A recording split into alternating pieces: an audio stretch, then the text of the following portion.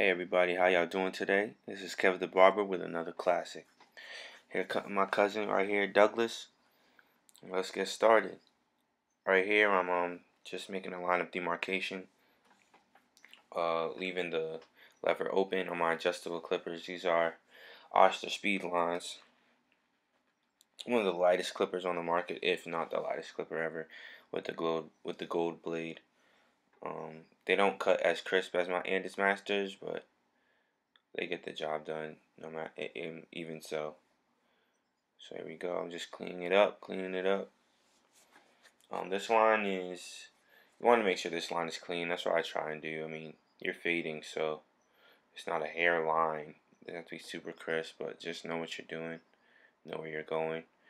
Here I'm taking off the bulk, closing my lever, and using a number 2 guard, going all around, just to make the fade easier for me. There we go. And make sure you come up all the way up. Don't stop just on the head. You're also shaping the high top when you're doing this. Oh, shout out to Ben M. I'm not sure how to say your last name. This video was on request. Yeah, so now this is number 1. I'm fading down, meaning I'm going from the highest guard I use and going down to back to no guard. See, now I'm all the way open, taking out even more bulk. Now I'm putting it halfway, going even right under that one too, right under the bulk I just took away, even taking away less hair now.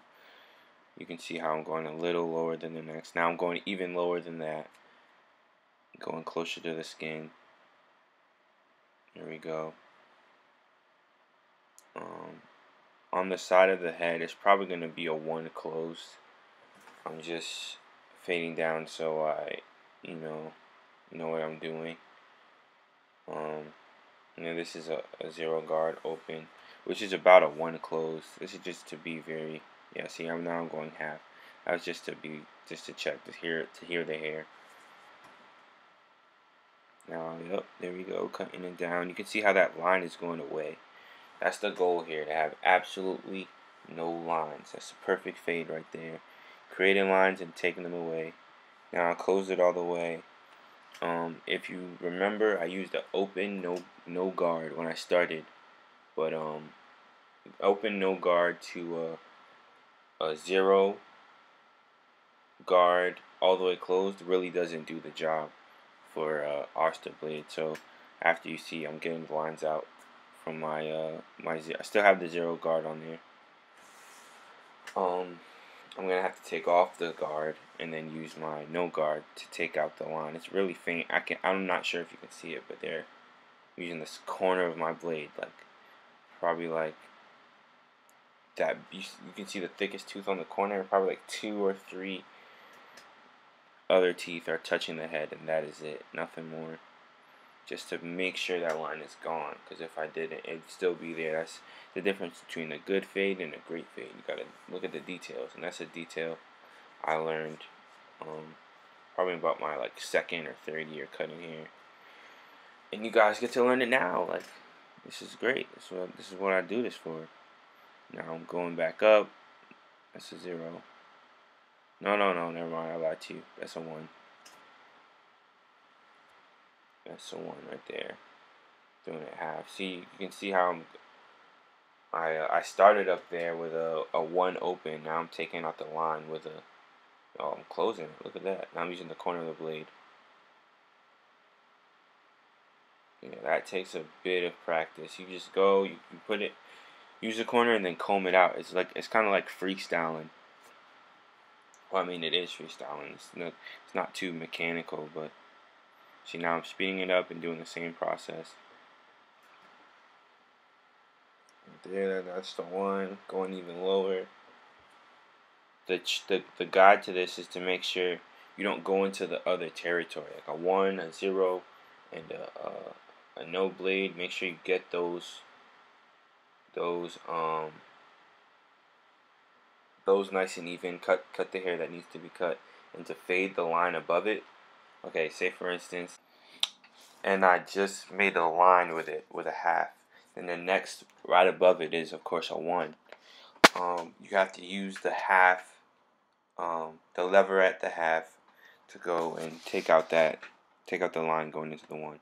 See, now when you're making a hairline at this point, I usually start at the bottom and make a line at the, like, I call that the side of the temple, the box. Even though it's just an L, I call it a box.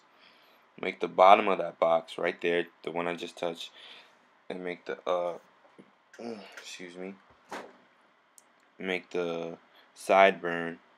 Then you go and try and make the arc. Keep going and keep drawing the arc. It's more. This is more freestyle and using the corner of the blade when you're going up, and using yeah, just like that. Using the corner blade when you're going up, and I usually use the whole blade when I'm going down. This takes practice right here. Took me some time because it's a little weird to get the arc. Even if you look at it now, it's a little choppy. You have to keep fixing it. It's still not the way I want it to be. Gonna have to comb it out. Yep. And here, I like his hair better when. Oh. Wow. It's a bit early. It's like 6:30, so that's why I keep on it. But yeah, I like taking off his hot sideburns, so I think it looks better. And then now I go to the back. These edges are really, really sharp. That's why I'm dapping it. Like if it was my duller ones, I'll be fine. But these are sharp, so I'm just tapping it. Use the corner of the blade and make sure you pull that air down. Too many times people cut airs and you think it's impossible, but these blades can really do some damage. So make sure you cover those, and you just make the line and turn the clipper over like that to take away the excess hair, so you don't to eliminate cutting. When you put the back of the blade to somebody's skin, it's very difficult to cut them. But I mean, it's possible. You can always make that mistake. So there, I'm just shaping it up, cleaning it. Now I'm going to the other side, doing the same thing. Let's see if we can remember it. That's another thing I do. It's easier to get the symmetry down if you line up both sides of the back of the head before you do the straight, like the straight on the bottom, the round or the box or the back. Because if you start there, it might be difficult to see how it's supposed to look, and you have to do it symmetrically. So now see, I'm going. That's what I call the bottom of the box. Now I'm touching the hairline, and I'm using the corner of the blade to curve, to make the curve kind of like a. Like if you can practice circling around pennies with a pencil or something to get the idea, but you see how that's the look I'm looking for right there. It's cleaner than the other side. So I don't know if I do it in this video, but I go back and fix that. It's very excuse me. Wow. I'm sorry. But it's very important that you do not push that hairline back. You want to make it look nice and natural. It's so natural that I'm not even shaping the top of the high top. He doesn't want me to touch it. So that's why I have another video on shaping high tops. But the hair is just the form of it. I use the 2 guard to shape the sides, but he doesn't want me to cut any of the hair. Trying to go get dreads or something. I don't know. That's what the kids are doing these days. But yeah, here I'm just cleaning up. Make sure you see that neck area right there. Clean that up. It makes a difference. The details matter. These details make the hair look a lot better. Makes it pop. Because there's even if you can't see it, there are hairs there, and it kind of makes the skin look a little darker. And when you shave it off with the back of the blade, it makes your skin look even lighter. Bring more attention to the hairline. And there I am, connecting the 2 lines that I already made. It should be symmetrical, straight line across. There's no rules in the book for this. You gotta use your eyes to make it symmetrical. But there are little tips and tricks to help, like I just told you. But other than that, nothing really I can tell you to make it perfect. Now I'm just going over it. You don't want to do it too much because you can irritate the skin, make cuts and stuff like that. Depending on how adjusted your blade is. I can show you another video like that too. Oh, there goes April. Dance to the back, like what? But yeah, I also do this. Pick out the front. You can cut hair, and right after you comb it out, it looks absolutely ridiculous. Yeah, that's the difference between. That's a big difference between straight hair clients and curly hair clients. Straight hair clients, you cut it, it's gone. It's gonna look like that. But curly hair, you gotta keep combing and make sure that the line you made is the line that's gonna stay. Because when you cut the hair, sometimes it moves back, and you gotta know the difference between curly hair and straight hair to be able to give good cuts for both ethnicities. Here I tend to not go back initially. I just make the line and then straighten it out after.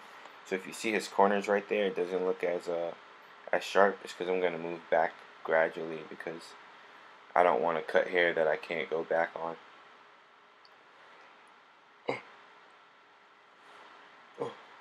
What's that? My 30 on? Oh my goodness. I'm sorry, subscribers and newcomers. I'm bugging. See, now I'm combing the hair. See, I'm making sure that after, when he combs his hair later, the hairline doesn't move. How many times have you yourself, or, you know, if you're a female and don't have a haircut, known somebody who combs their hair and then the hairline is not sharp? It's because you cut the hair and then you comb it, it comes right back over. You can see the little dark spots. This is what I'm using the comb for to get them out. See that? Oh, there we go. Getting light right there.